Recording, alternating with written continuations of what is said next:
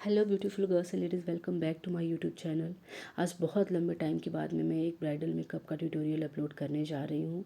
मेरे बहुत सारे व्यूअर्स ने अलग अलग वीडियोस पे कमेंट करके बोला था कि ma'am please wedding season start हो गया है और हमें कुछ नया सिखाइए, नई टेक्निक्स और जो अपडेटेड मेकअप है वो आप हमें बताइए। तो चलिए हम ज़्यादा बात नहीं करेंगे और हम अपना काम स्टार्ट करते हैं। हमारे ये जो मॉडल हैं, इन मॉडल को हमने पहले इनकी स्किन को प्रेप कर लिया था, सीटीएम करके इनको 10 मिनट का स्किन को रेस्ट दिया था। उसके बाद हम अप्लाई कर रहे हैं प्राइमर। यहाँ पे मैंने पोर प्राइमर यूज़ किया हुआ है और इनकी स्किन पे अच्छे से मसाज करके हम प्राइमर लगा रहे हैं। इससे क्या होता है, जो हमारे पोर्स होते हैं, ओपन पोर्स होते हैं या स्किन जहाँ पे भी हमको लगता है कि स्किन थोड़ी सी हार्श है, ड्राइनेस है ज़्यादा, उसको ये बहुत अच्छे से फिलअप करता है। और प्राइमर अप्लाई करने के बाद में भी आपको 2 से 3 मिनट का रेस्ट देना है। आपको इमीडिएटली कोई भी प्रोडक्ट अप्लाई नहीं करना है। इसके बाद में जो हमारा नेक्स्ट स्टेप आता है वो होता है कलर करेक्शन का। इस बात को आप ध्यान से सुनिए। बहुत सारे जो मेकअप आर्टिस्ट होते हैं या जो बिगिनर्स हैं, देखिए काम करने का सबका तरीका अलग होता है, पर कुछ टेक्निक्स होती हैं वो आपको सेम रखनी पड़ेगी। जब हम मेकअप स्टार्ट करते हैं तो बहुत सारे जो हमारे मेकअप आर्टिस्ट होते हैं उनको ये लगता है कि जो ब्राइड्स पे अगर उनकी स्किन क्लियर है, कोई दाग धब्बा नहीं है, एकदम क्लियर स्किन है, तो वो डायरेक्ट फाउंडेशन अप्लाई कर देते हैं। देखिए आप ये गलती बिल्कुल भी नहीं करोगे, क्योंकि हमारे फेस के कुछ पार्ट्स ऐसे होते हैं, कुछ एरियाज़ ऐसे होते हैं जहाँ पे क्रीजेस आती हैं, स्वेटिंग ज़्यादा होती है या थोड़ा अनइवन स्किन टोन होता ही होता है। तो वो एरिया होता है हमारा अंडर आई एरिया हो गया, लिप्स के आसपास का एरिया हो गया, नोज़ के अराउंड का एरिया हो गया। तो इन एरियाज़ पे हमको कलर करेक्शन मस्ट है, करना ही करना है। हाँ, अगर प्रॉब्लम ज़्यादा डार्क है तो आप डार्क कलर करेक्टर यूज़ करो, अगर प्रॉब्लम थोड़ी लाइट है तो लाइट कलर करेक्टर यूज़ करो, बट कलर करेक्टर यूज़ करना है। अदरवाइज़ थोड़े टाइम के बाद में आपका जो मेकअप है ना वो ग्रे पड़ने लगेगा। तो प्लीज़ मेरा यही सजेशन है कि आप कलर करेक्शन स्किप नहीं करोगे। अब जब हम कलर करेक्टर यूज़ कर लेते हैं तो कलर करेक्टर अप्लाई करने के बाद में हमको उसको बहुत ज़्यादा किसी ब्लेंडर से उसको ब्लेंड करके हटाना नहीं है। और कलर करेक्टर अप्लाई करने के बाद में, क्योंकि कलर करेक्टर ऑरेंज है या कोई भी डार्क कलर है, उसको न्यूट्रलाइज़ करने के लिए, उसको स्किन शेड में लाने के लिए हम कंसीलर यूज़ करते हैं। और यहाँ पे मैंने कंसीलर यूज़ किया है, मैं आपको अपने प्रोडक्ट की भी नॉलेज दे रही हूँ। यहाँ पे मैंने जो कंसीलर यूज़ किया है ये मैंने कैरेक्टर कॉस्मेटिक का यूज़ किया है। ये बहुत बेहतरीन कंसीलर है। मैं अपनी सेकंड मॉडल पे ये प्रोडक्ट यूज़ कर रही हूँ और सीरियसली मेरा जो पहला मॉडल पे मैंने इसको यूज़ किया था ना, सीरियसली बहुत अच्छा, बहुत ही बेहतरीन रिज़ल्ट लगा मुझे इसका। तो जब हम कलर करेक्टर को न्यूट्रलाइज़ कर लेते हैं कंसीलर से, और कंसीलर हमें स्किन से एक शेड डार्क शेड ही लेना है, न्यूट्रलाइज़ करने के बाद में हम अप्लाई करते हैं फाउंडेशन। और आप देख रहे हो मैंने किस तरीके से ब्रश की हेल्प से थोड़े थोड़े क्वांटिटी में बिल्कुल डैब डैब करके पूरे फेस पे फाउंडेशन को अप्लाई करना है। फाउंडेशन को कभी भी बहुत ज़्यादा रब करके अप्लाई नहीं करना है, या डायरेक्ट ब्लेंडर से अप्लाई नहीं करना है। या फिर बहुत सारे लोग क्या करते हैं कि एक जगह पे बहुत सारा रख देते हैं और फिर पूरे पूरे फेस पे फैलाते हैं। आपको ये भी नहीं करना है। जो टेक्निक मैं यूज़ कर रही हूँ बिल्कुल आप इस तरीके से करना है। इस तरीके से क्या होता है ना कि जो आपका प्रोडक्ट है ना वो अंदर जो आपने कलर करेक्शन किया है, कंसीलिंग किया है, उसको रिमूव नहीं करता है, उसको ब्रेक नहीं करता है, और अच्छी एप्लीकेशन भी अच्छी होती है। तो हमें इस तरीके से ब्रश या आप फिंगर की हेल्प से भी कर सकते हो, मैटर नहीं करता है। बस आपकी जो लगाने की टेक्निक है ना वो सही होनी चाहिए। आप नेक एरिया पे आप ब्लेंडर को बहुत आराम से ब्लेंड कर सकते हो, थोड़ी रब भी कर सकते हो, बट फेस पे आप इस तरीके से डैब डैब करके अप्लाई करोगे फाउंडेशन। यहाँ पे आपने देखा है बहुत कम क्वांटिटी में मैंने फाउंडेशन अप्लाई किया है। और ये जो मैंने यहाँ पे इनको फाउंडेशन यूज़ किया है ये भी कलर कॉस्मेटिक का सिल्की मैट फाउंडेशन है। ये बहुत अच्छा और बिल्डेबल फाउंडेशन है। आप इसको अगर चाहो तो आप इसकी सेकंड कोटिंग भी कर सकते हो, नीड के अकॉर्डिंग है, आपको नीड कैसी है। तो यहाँ पे मैंने सिंगल एप्लीकेशन किया है और आपने देखा है बहुत ज़्यादा क्वांटिटी में भी नहीं लिया है इस फाउंडेशन को, बहुत मिनिमल क्वांटिटी में लिया है। और इसके बाद में हम इसकी ब्लेंडिंग कर रहे हैं। ब्लेंडिंग आप देख रहे हो किस तरीके से मैं कर रही हूँ, बिल्कुल डैब डैब करके हमें ब्लेंडिंग करनी है। बहुत ज़्यादा फोर्सफुली या बहुत ज़्यादा रब करके ब्लेंडिंग नहीं करनी है। देखिए मैंने आपको हमेशा बताया है कि जो हमारी ब्लेंडिंग है ना मेकअप में, वो सबसे इम्पॉर्टेंट चीज़ होती है। मेकअप को अच्छा वही बनाती है, चाहे वो आई मेकअप की ब्लेंडिंग हो, चाहे वो फाउंडेशन की ब्लेंडिंग हो, किसी भी चीज़ की फेस पे मेकअप पे जब आप काम कर रहे हो, मेकअप कर रहे हो, तो आपको ब्लेंडिंग पे सबसे ज़्यादा केयरफुली काम करना है ताकि आपका जो प्रोडक्ट है वो अच्छे से अप्लाई हो जाए। और आपको ये भी ध्यान देना है कि कई बार हम जब ब्लेंडिंग करते हैं या फाउंडेशन अप्लाई करते हैं तो हम ईयर को छोड़ देते हैं, नेक को अवॉइड करते हैं, या नोज़ के अराउंड में जो थोड़े थोड़े क्रीजेस आते हैं वहाँ पे हम अवॉइड करते हैं। अच्छे से वहाँ पे ब्लेंडिंग नहीं हो पाती है और आप देखोगे, नोटिस करोगे कि वो एरिया जो होता है वो हमको दिखता है कि वहाँ पे अच्छी एप्लीकेशन नहीं हुई है या अच्छी ब्लेंडिंग नहीं हुई है। तो फाउंडेशन को मैंने यहाँ पे ब्लेंड कर लिया है और बहुत अच्छे से ब्लेंड कर लिया है। इसके बाद हमारा जो नेक्स्ट स्टेप होगा ना, वो होगा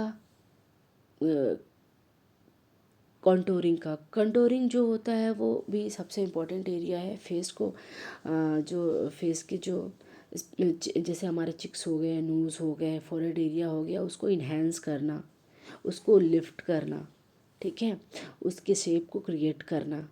तो इसके लिए हमको कंटूरिंग सबसे इम्पॉर्टेंट चीज़ होती है। अब आप देख रहे हो यहाँ पे मैं इनको कैसे कंटूर कर रही हूँ।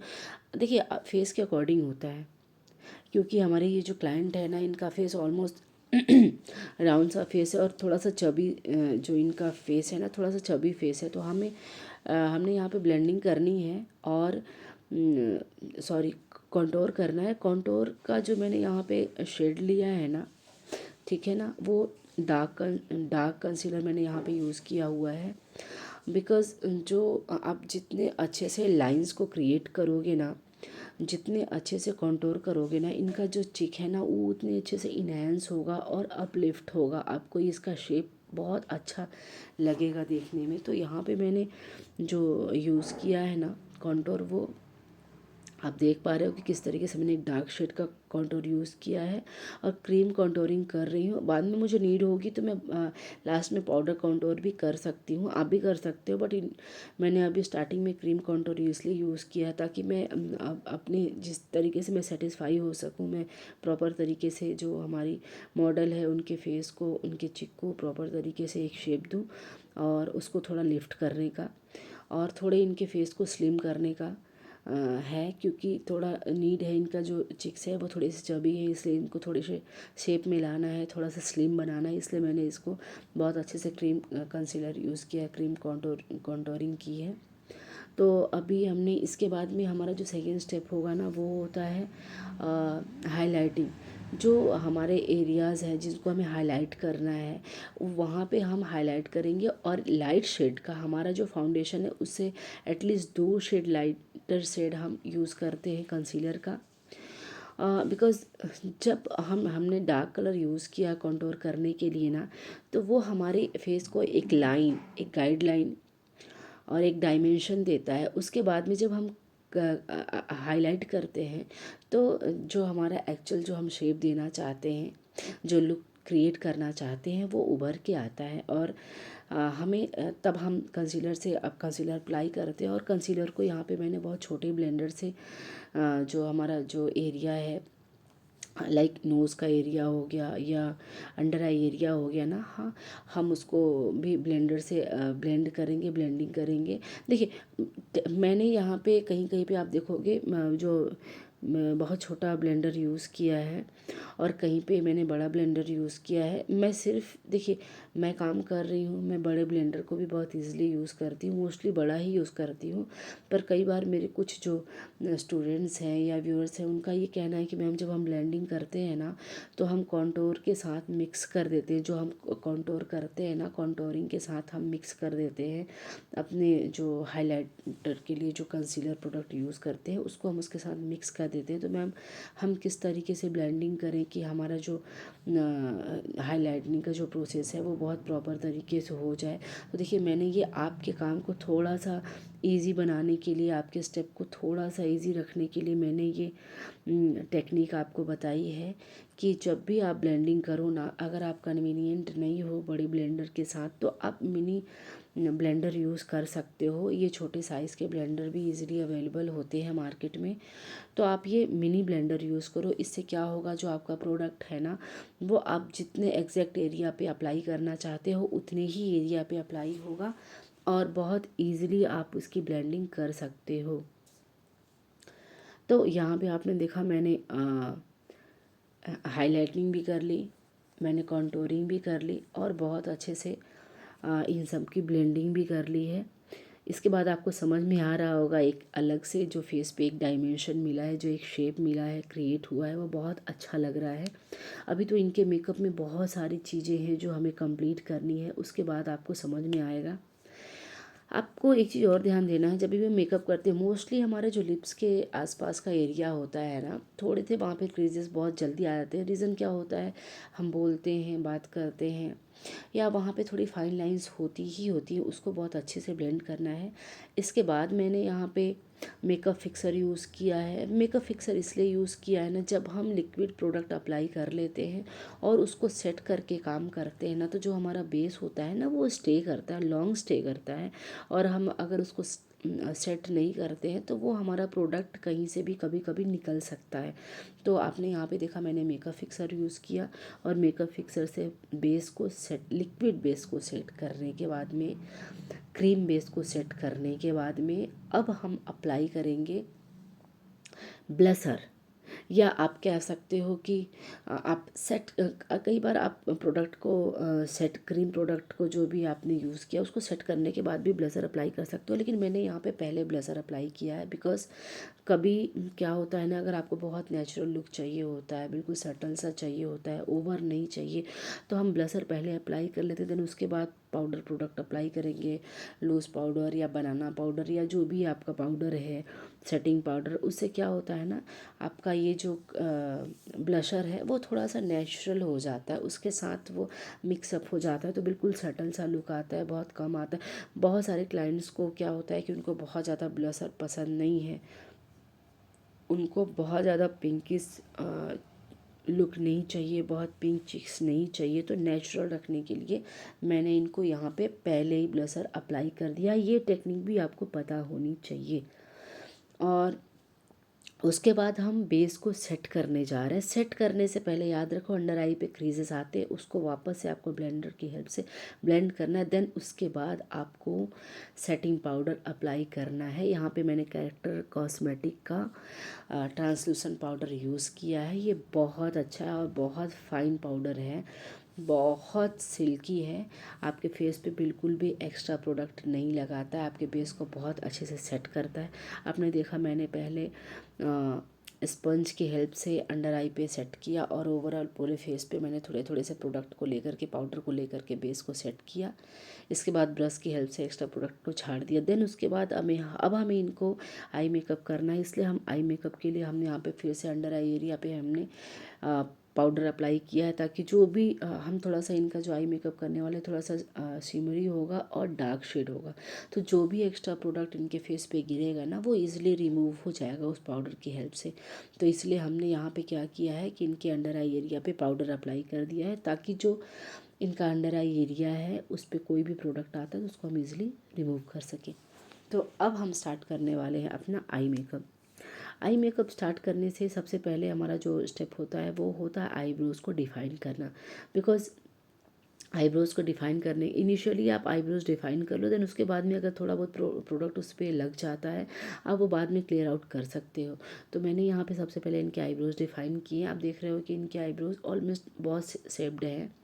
बस हमें इनको थोड़ा सा एक नेचुरल सा जो है कि कलर अप्लाई, बहुत डार्क यहाँ पे ब्लैक आपको यूज़ नहीं करना है, बिल्कुल नेचुरल सा कलर देना है। यहाँ पे मैंने brown colour, dark brown colour use किया है और बहुत थोड़े प्रोडक्ट को अप्लाई किया है और हल्के हल्के से करके हमने इनको थोड़े प्रोडक्ट के साथ इनका जो आईब्रोज़ है उसको क्रिएट किया है। आप देख रहे हो बिल्कुल नेचुरल सा लग रहा है, बिल्कुल भी ओवर नहीं लग रहा है। मेकअप आपका सारा कुछ तभी अच्छा लगेगा जब सारी चीज़ें आप बिल्कुल मिनिमल क्वांटिटी में अप्लाई करोगे। और ख़ासकर जब आप आईब्रोज़ डिफ़ाइन करते हो, आपको ये बिल्कुल ख्याल रखना है, ये बिल्कुल नेचुरल होना चाहिए, बिल्कुल भी ओवर नहीं करना है इसको। देन इसके बाद में हमने अप्लाई करना है कंसीलर। आप यहाँ पे लाइट कंसीलर यूज़ कर सकते हो, आप फाउंडेशन भी यूज़ कर सकते हो, क्रीम कंसीलर यूज़ कर सकते हो, आप कुछ भी अप्लाई कर सकते हो, बट याद रखना वो लाइट शेड में होना चाहिए। बिकॉज जब हम कलर अप्लाई करेंगे ना आई शेडो का, तो जितना लाइट कंसीलर होगा हमारा ना, हमारा आई शेडो का कलर उतना इन्हेंस होके आएगा और एग्जैक्ट कलर जो आपको चाहिए ना, उसके जो पिगमेंट है ना वो उभर के दिखेंगे। और जब कंसीलर अप्लाई कर लेते हैं उसके बाद एक बार हम फिर से एक फाइन ब्रश की हेल्प से थोड़ा प्रोडक्ट लेकर के आईब्रोज़ को एक शार्प सा लुक देने के लिए, ताकि जो हमारी आईब्रोज़ है ना वो थोड़े से अच्छे से इन्हेंस हो और बिल्कुल एक शार्प लाइन क्रिएट हो, इसके लिए हम ब्रश की हेल्प से, आप देख रहे हो मैंने थोड़ा सा कंसीलर लेकर के आईब्रोज़ को प्रॉपर शेप देने की कोशिश की है। और जो हमारा क्रीज एरिया है वहाँ पे बहुत अच्छे से प्रोडक्ट को अप्लाई किया है, ताकि हम उसकी जब ब्लेंडिंग करें ना तो वो बहुत अच्छे से उभर के जो हमारा क्रीज एरिया है वो आए, और उस पर जो भी कलर्स हम अप्लाई करेंगे आई शेडो के उसके पिगमेंट हमें अच्छे से दिखे। तो हमें यहाँ पे आप देख रहे हो कि हमने बहुत अच्छे से ब्लेंडिंग कर रहे हैं जो भी हमने प्रोडक्ट अप्लाई किया है कंसीलर। ब्लेंडिंग करने के बाद में हमारा सेकेंड स्टेप होता है आई शेडो लगाने से पहले इसको पाउडर की हेल्प से अपने बेस को सेट करेंगे, अदरवाइज़ हम जब अप्लाई करेंगे ना प्रोडक्ट वो हट जाएगा या वो अच्छे से ब्लेंडिंग नहीं हो पाएगा। तो हमने यहाँ पे इसको पाउडर से सेट कर दिया है। पाउडर से सेट करने के बाद में, अच्छा आपका क्वेश्चन, बहुत सारे लोग बोलते हैं कि यहाँ पे कौन सा पाउडर यूज़ करते हो। देखिए जितना फाइन पाउडर, अगर आप बनाना पाउडर भी यूज़ कर सकते हो, आप ट्रांसलूसेंट पाउडर भी यूज़ कर सकते हो, कोई टिंटेड भी यूज़ कर सकते हो, कुछ नहीं है तो आप नॉर्मल जो आपका कॉम्पैक्ट है उसको भी यूज़ कर सकते हो। उसके बाद में हमने जो इनके ब्रो बोन एरियाज़ हैं उनको हाईलाइट किया है। यहाँ पे भी मैंने बहुत ज़्यादा गोल्डन कलर या बहुत ज़्यादा उभर के आने वाला कलर अप्लाई नहीं किया है। मेरी ये जो मॉडल है ना इन पे मैं बिल्कुल एक सटल लुक क्रिएट करने जा रही हूँ, तो मैं बहुत ज़्यादा जो आई मेकअप है उसको भी बहुत ज़्यादा कह सकते हैं कि बहुत ज़्यादा ऐसे कलर्स यूज़ नहीं करूँगी जो बहुत ज़्यादा वाइब्रेंट हो, ठीक है ना। तो मैंने हाईलाइट करने के बाद में यहाँ पे मैंने लाइट ऑरेंज कलर यूज़ किया है। सबसे ऊपर जो हमारा क्रीज एरिया है ना उसको हम बहुत लाइट ऑरेंज कलर से उस पर अच्छे से ब्लेंडिंग कर रहे हैं, और आप देख रहे हो कि मैंने थोड़े थोड़े से प्रोडक्ट को अप्लाई किया है और बार बार हम उसको अच्छे से ब्लेंड कर रहे हैं। कभी भी जब हम प्रोडक्ट अप्लाई करते हैं तो मैं हमेशा बताती हूँ कि आपको दोनों आईज़ पे पैरेलली मेकअप करना है। ऐसा नहीं कि आप एक कर लिए हो कंप्लीट देन उसके बाद में सेकंड करोगे, आपको पैरेलली बोथ साइड के जो आई मेकअप है उसको करने हैं। देन उसके बाद मैंने यहाँ पे थोड़ा सा डार्क ब्राउन लिया है जिसको सिर्फ क्रीज एरिया पे अप्लाई कर रहे हैं, एक शार्प क्रीज क्रिएट कर रहे हैं। यहाँ पे मैंने कट क्रीज मेकअप नहीं किया है, तो यहाँ पे हम जो आपका आई शेडो है ना उस आई शेडो से ही एक क्रीज क्रिएट कर रहे हैं। और आप देख रहे हो उसकी भी ब्लेंडिंग हम कितने अच्छे से कर रहे हैं, बहुत प्रॉपर तरीके से ब्लेंडिंग कर रहे हैं। ब्लेंडिंग मस्ट है आपके फेस मेकअप पे भी और आई मेकअप पे भी। जितनी अच्छी ब्लेंडिंग होगी ना आपका आई मेकअप उतना फ्लॉलेस होगा और उतना क्लियर दिखेगा, प्रोफेशनल दिखेगा। आप देख रहे हो हमने यहाँ पे ब्लेंडिंग करी है और बहुत अच्छे से ब्लेंडिंग कर रहे हैं। देन उसके बाद में हमने एक लाइट शेड का जो ब्राउन जो आई शेडो है उसको लिया है। देन उसको बहुत अच्छे से इस आई शेडो के आउटर कॉर्नर से लेकर के मिड एरिया तक उसको बहुत अच्छे से ब्लेंड कर रहे हैं, अप्लाई कर रहे हैं। और इसके बाद में एक डार्क शेड हम यूज़ करेंगे जो हमारा वो लाइट, हम जब भी कलर यूज़ करते हैं ना तो लाइटर से डार्कर की तरफ आते हैं। ओके, तो मैंने यहाँ पे लास्ट में एक और डार्क शेड ब्राउन यूज़ किया था और उसकी भी ब्लेंडिंग बहुत अच्छी कर रहे हैं। मैंने यहाँ पे ज़्यादा काम, आप देखोगे मैंने आउटर कॉर्नर पे ज़्यादा काम किया, आउटर कॉर्नर से लेकर के मिड एरिया तक ज़्यादा काम किया है, बिकॉज़ हम थोड़ा सा इनको शिमरी आई देंगे ना तो जो हमारा इनर कॉर्नर है उसको थोड़ा लाइट ही रखेंगे। लाइट शेड रखने से क्या होगा ना, जो आपकी जो आईज़ है ना, जो आपकी कट क्रीज एरिया है ना, जो आई बॉल्स है ना वो बहुत उभर के दिखेंगी, बहुत इन्हेंस होंगी। देन उसके बाद आप देख रहे हो जो इनका क्रीज एरिया है यहाँ पे मैं एक गोल्डन शेड अप्लाई कर रही हूँ, गोल्डन कलर का शिमर आई शेडो अप्लाई कर रही हूँ। आप अगर चाहो तो यहाँ पे एक लाइट शेड भी अप्लाई कर सकते हो, उसके बाद आप शिमर अप्लाई कर सकते हो। लाइक आप थोड़ा सा गोल्डन कलर का आई शेडो अप्लाई कर लो, उससे क्या होगा कि जो आप शिमर अप्लाई करोगे ना वो उभर के दिखेगा, वो एग्जैक्टली वो दिखेगा। तो वो डिपेंड करता है कि आपको कैसा लुक चाहिए और आप किस तरीके से पसंद कर रहे हो काम करना। तो मैंने यहाँ पे थोड़ा सा शिमर यूज़ किया था। देन उसके बाद में अब हम यहाँ पे थोड़े थोड़े बड़े पार्टिकल्स के सिमर यूज़ कर रहे हैं। ये क्या करता है ना कि जो हमारी क्रीज एरिया है ना, उस क्रीज एरिया को थोड़ा ब्रॉड दिखाता है और थोड़ा वाइब्रेंट लुक देता है, बहुत अच्छा लुक क्रिएट करता है। देखिए ब्राइडल आई मेकअप में अगर आप शिमर यूज़ नहीं कर रहे हो, ग्लिटर्स यूज़ नहीं कर रहे हो, तो जो आपका आई मेकअप है ना, तो वो थोड़ा डल सा लगेगा। आप डिपेंड करता है आप कैसा कर रहे हो।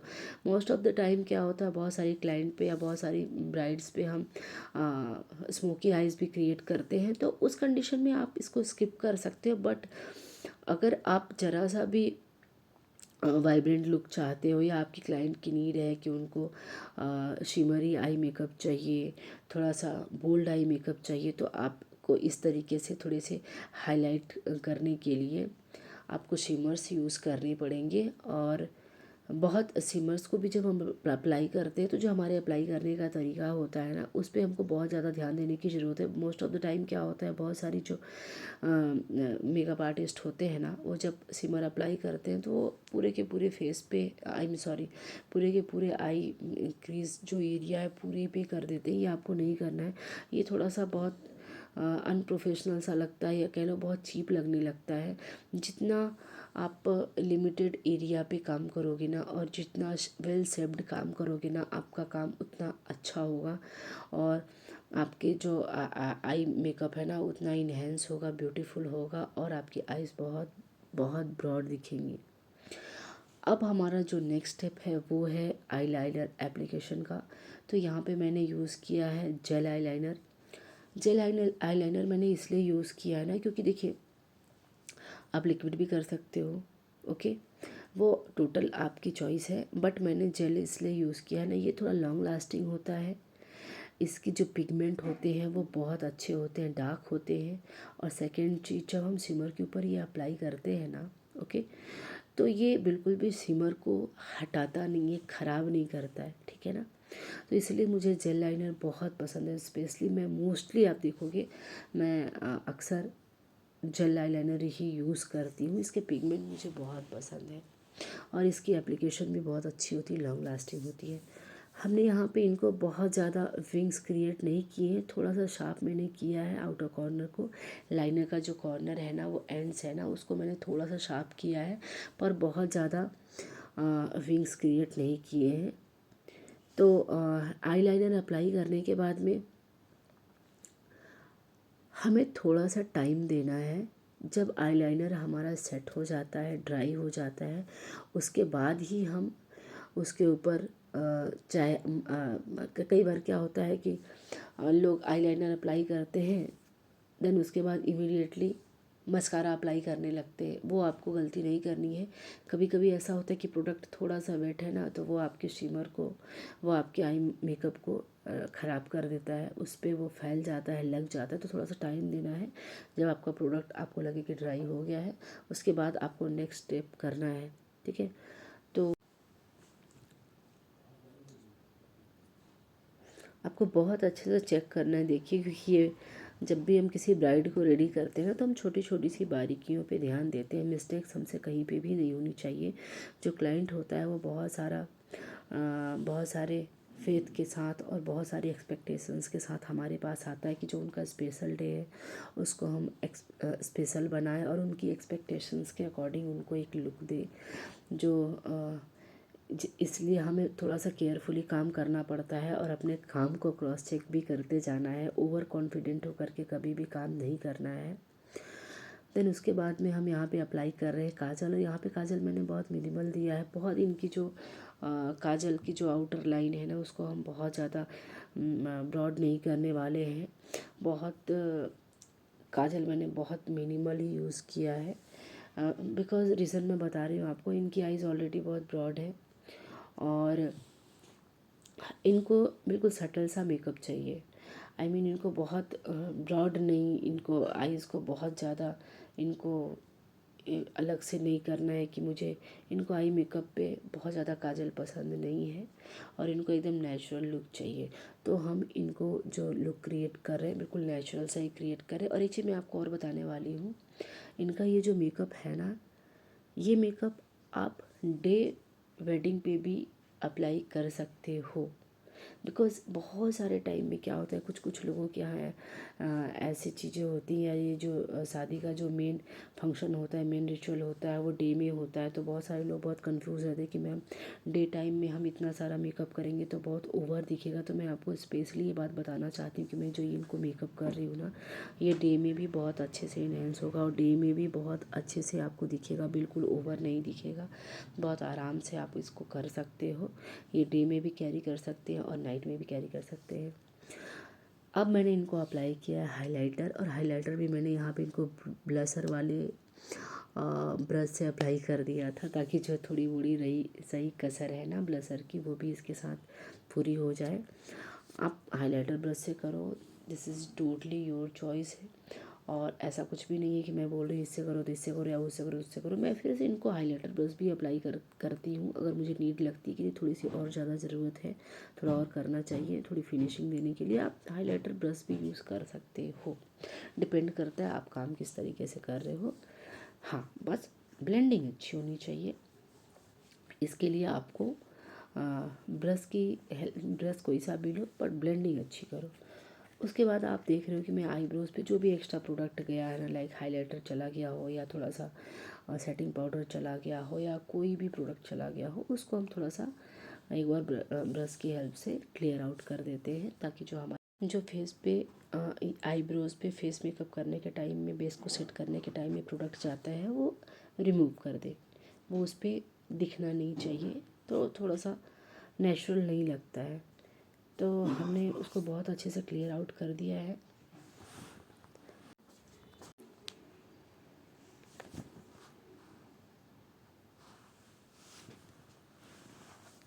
आईब्रोज, आई मेकअप और लिपस्टिक, ये मेन चीज़ होती है हमारे मेकअप को सबसे ज़्यादा। ऐसा हमारे मेकअप में सबसे इम्पोर्टेंट रोल इन्हीं का होता है, इसलिए आपको इसको केयरफुली करना है।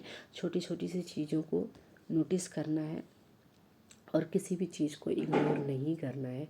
आपको इस पे बहुत अच्छे से टाइम देना है। यस, जो ब्राइडल मेकअप होता है या कोई सा भी मेकअप होता है, वो थोड़ा टाइम टेकिंग होता है, क्योंकि मेकअप इतना आसान चीज़ नहीं होता है जितना दिखता है ना। अच्छा, बहुत टाइम क्या होता है कि बहुत सारे लोगों को लगता है कि हम यूट्यूब से एक बार में देख करके कोई भी मेकअप कर लेंगे। देखिए, ऐसा नहीं है। आपको चीज़ों को बार बार रिपीट करनी पड़ेगी, बार बार देखना पड़ेगा, प्रैक्टिस करना पड़ेगा। जब आप देखते हो किसी भी काम को ना, आप साथ साथ अगर आप प्रैक्टिस करते जाते हो ना, साथ साथ आप काम करते जाते हो ना, आपको समझ में आएगा कि प्रैक्टिस करने से, जैसे आप डे बाय डे काम करोगे, जितने टाइम से आप काम करते जाओगे ना, आपका जो काम है ना वो और इम्प्रूव होता है, वो बेहतर होता है। तो प्रैक्टिस बहुत इम्पॉर्टेंट है, और छोटी छोटी चीज़ों को नोटिस करना भी बहुत इम्पॉर्टेंट है। अब हम अप्लाई कर रहे हैं इनको मस्कारा। मस्कारा भी आप देख रहे हो कि मैंने बहुत कम क्वांटिटी में ही अप्लाई किया है। बहुत बहुत टाइम क्या होता है ना, देखिए एक चीज़ मैं आपको और बोलना चाहूँगी। बहुत सारे लोग बोलते हैं water proof mascara and all. मैं बोलना चाहूँगी, देखिए मस्कारा आपका जितना नेचुरल होगा ना उतना बेहतर है, क्योंकि जो वाटर प्रूफ मस्कारा होता है ना, वो बहुत, जो हमारे लैसेस होते हैं ना, आई लैसेस, उनको बहुत हार्ड कर देता है, उस पर कोटिंग थोड़ी सी ज़्यादा कर देता है। वो क्या होता है, वो फिर आप जब फेक लैसेस अप्लाई करते हो ना, तो इन दोनों लैसेस के बीच में काफ़ी गैप दिखता है, काफ़ी डिफरेंस दिखता है। तो समझ में आता है कि फ़ेक लेसेस अलग दिखते हैं और आपके रियल लेसेस अलग दिखते हैं। तो आप ट्राई करोगे, बहुत मिनिमल क्वांटिटी में मस्कारा अप्लाई करोगे। और अगर आप नॉर्मल लिक्विड मस्कारा है वो भी आप यूज़ कर सकते हो। इसके लिए ज़रूरी नहीं कि आप वाटर प्रूफ मस्कारा ही लो, ठीक है ना। मस्कारा का रोल अभी, क्योंकि हम फेक लेसेस अप्लाई करते हैं, तो हमारे यहाँ पे मस्कारा का रोल सिर्फ इतना ही है कि जो भी एक्स्ट्रा प्रोडक्ट है उसको हटा दे, और थोड़े से हम जो हमारे रियल लेसेस है उनको एक प्रॉपर शेप दे दे। तो वो करने के बाद में, मस्कारा अप्लाई करने के बाद में, हमारा जो नेक्स्ट स्टेप होने वाला है ना, देखिए आपको एक बात याद रखनी है। मस्कारा कभी भी अप्लाई करो, पहले मस्कारा को ड्राई होने दो, उसके बाद ही आपको नेक्स्ट काम करना है जो भी है। क्योंकि अगर ज़रा सा भी आप वो गीला रह गया और आपने नेक्स्ट काम किया ना, दूसरा स्टेप किया ना, लाइक आपको फेक लेसेस अप्लाई करने हैं, तो अगर आपने फेक लेसेस अप्लाई किए ना, तो जो मस्कारा है अगर वो वेट है ना, उसके साथ वो ग्लू में थोड़ा सा मॉइस्चर आ जाता है, और इसकी वजह से बहुत टाइम क्या होता है कि बहुत सारे लोग बोलते हैं कि मैम मैंने जो फेक लेसेस अप्लाई की पर वो कॉर्नर से खुल गई, या फिर वो मिड से खुल गई, या फिर उसके बीच में डिस्टेंस आ गया, गैप आ गया, तो ये सारी चीज़ तब होती है ना जब हम हमारा आईलाइनर या हमारा मस्कारा थोड़ा सा अच्छे से ड्राई नहीं हुआ है, प्रॉपर सेट नहीं हुआ है, उसके ऊपर हम लेसेस अप्लाई कर देते हैं, फेक लेसेस अप्लाई कर देते हैं, तो क्या होता है उसमें उनके बीच में मॉइस्चर आ जाता है, थोड़ा सा गैप आ जाता है, और इसके वजह से हमारी जो फेक और रियल लेसेस है उनके बीच में डिस्टेंस दिखता है और समझ में आता है कि ये बिल्कुल दोनों अलग अलग है, डिफरेंट है। तो इसलिए आपको थोड़ा सा टाइम देना है ताकि वो आपका जो भी प्रोडक्ट है ना, वो आईलाइनर हो या मस्कारा हो, वो अच्छे से ड्राई हो जाए, उसके बाद ही आपको नेक्स्ट स्टेप करना है। यहाँ पे आप देख रहे हो मैंने लेसेस अप्लाई किए हैं, और लेसेस अप्लाई करने के बाद में उसको मिनी फैन से उसको अच्छे से ड्राई कर रहे हैं ताकि वो प्रॉपर तरीके से सेट हो जाए। और थोड़ा टाइम देके आपको एक छोटे से ब्रश की हेल्प से या किसी भी चीज़ की हेल्प से उसको अच्छे से पुश करके सेट करना है, ताकि उनके बीच में बिल्कुल भी एयर नहीं होना चाहिए, बिल्कुल भी गैप नहीं होना चाहिए, वो करके हमको अच्छे से सेट कर देना है। इसके बाद मैंने फाइनली इनका जो पूरा बेस कंप्लीट हुआ है ना, उस पर मैंने सेटिंग स्प्रे डाला है, और सेटिंग स्प्रे डालने के बाद में मेकअप फिक्सर डालने के बाद में इसको फिर एक बार हमने इनको मिनी फैन से इसको अच्छे से ड्राई किया है। जब हमारा बेस ड्राई हो जाता है ना, तो अब आपकी जो यहाँ पे बेस का जो काम था वो फाइनल हो चुका है। उसके बाद हम अप्लाई करेंगे लिपस्टिक। देखिए, आपका जब बेस कंप्लीट होता है ना, उसके बाद आपको इमीडिएटली उसको मेकअप फिक्सर से फिक्स करना है। रीज़न मैं बता रही हूँ, हम बात करें या नहीं करें, मॉडल हमारी बात करती है कि नहीं करती है, ब्राइड हमारी बात करती है कि नहीं करती है, पर मूवमेंट होती है, सर्कुलेशन प्रॉपर हो रहा है, ब्लड सर्कुलेशन हो रहा है, हम ब्रीथ कर रहे हैं, स्वेट हो रहा है अंदर से, तो हमारी जो स्किन है ना वो वर्क करती रहती है। स्किन कभी भी कांस्टेंट नहीं रहती है। हमारे बॉडी में, हमारे फेस पे जो इमोशंस होते हैं वो चेंज होते रहते हैं, तो लाइंस क्रिएट हो सकती हैं, प्रॉब्लम आ सकती है। इसके लिए हमको इमीडिएटली मेकअप फिक्सर लगा करके मेकअप को सेट करना होता है, उसके बाद ही हम नेक्स्ट काम करेंगे। अब हमने इनको लिपस्टिक अप्लाई करना है, उसके पहले हमने यहाँ पे इनको लिप लाइनर से इनके लिप्स को एक शेप क्रिएट किया है। और आप देख रहे हो कि इनके जो लिप्स है ऑलरेडी शेप्ड है, ना तो बहुत ज़्यादा ब्रॉड करना है इनके लिप्स को, और ना तो बहुत ज़्यादा शेप देने की ज़रूरत है, पर हम एक जो आउटर लाइन है उसको आउटर लाइन को क्रिएट करने से क्या होता है ना, कि जब हम कभी भी लिपस्टिक अप्लाई करते हैं ना, तो वो लिपस्टिक हमारी इधर उधर फैलने के चांसेस नहीं रहते हैं, और जो लिप्स के जो शेप है ना वो प्रॉपर होते हैं, और हमें लिपस्टिक अप्लाई करना भी थोड़ा इजी हो जाता है। देन उसके बाद हम अप्लाई करते हैं लिपस्टिक यहाँ पे मैंने बहुत लाइट कलर यूज़ किया है, क्योंकि देखिए इनका जो आई मेकअप है ना वो थोड़ा सा ब्रॉड दिया है मैंने।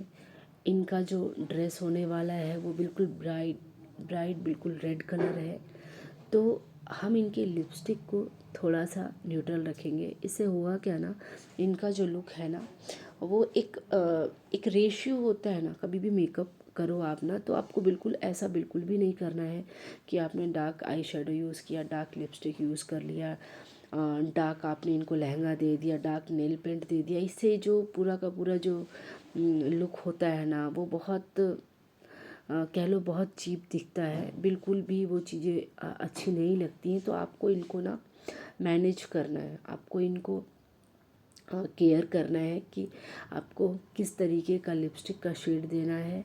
क्लाइंट की ड्रेस को समझो, क्लाइंट की ज्वेलरी को समझो, उसके अकॉर्डिंग क्लाइंट की क्या डिमांड है, उनको आई मेकअप कैसा चाहिए उसको समझो। उसके बाद आपको फाइनलाइज़ करना है कि लिपस्टिक का शेड क्या रखना है।